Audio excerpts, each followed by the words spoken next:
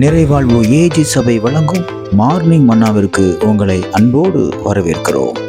கர்த்தருடைய பரிசுத்த நாமம் மகிமைப்படுவதாக. இந்த நாளில் உங்களை சந்திப்பதிலே மிகுந்த சந்தோஷம். எனக்கு அன்பான தேவனுடைய பிள்ளைகளே, சாத்தானுடைய போராட்டம், பிசாசுடைய போராட்டத்தினால நீங்க ரொம்ப மனசு உடைஞ்சு போய் இருக்கலாம். பிசாசு என் குடும்பத்துல தலைவரிச்சு ஆடுறாங்க, அதை என்னால கண்ட்ரோல் பண்ணவே முடியல, எங்க பார்த்தாலும் ஒரே பிரச்சனையா தான் பண்றான், யாரை பார்த்தாலும் ஒரே பிரச்சனையா இருக்குது அப்படின்னு சொல்லி ரொம்ப பிசாசுனால வரக்கூடிய போராட்டத்தை உங்களால தாங்க முடியாம நீங்க இருக்கீங்களா? இன்னைக்கு கர்த்தர் உங்க கூட பேசுகிறார். என்ன வார்த்தை தெரியுமா? வாசிக்கிறேன் பாருங்க.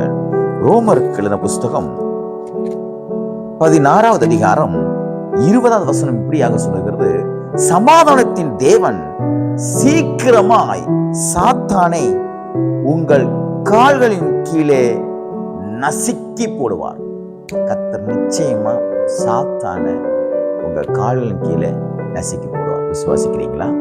தேவனால முடியும்.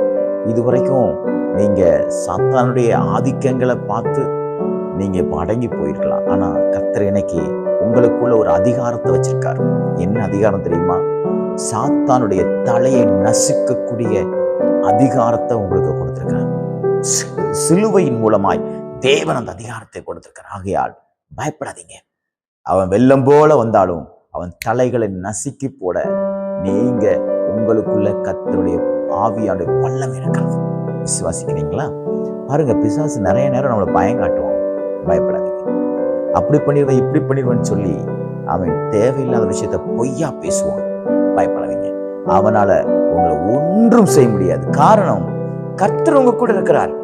சிலுவையிலே அவருடைய தலையை நசுக்கினவர் அவர் உங்களோட கூட இருக்கிறார். ஆகையால் எதையும் குறித்து பயப்படாதீங்க. ஏனென்றால் அவனை காட்டிலும் உங்களுக்குள்ள இருக்கிறவர் பெரியவர்.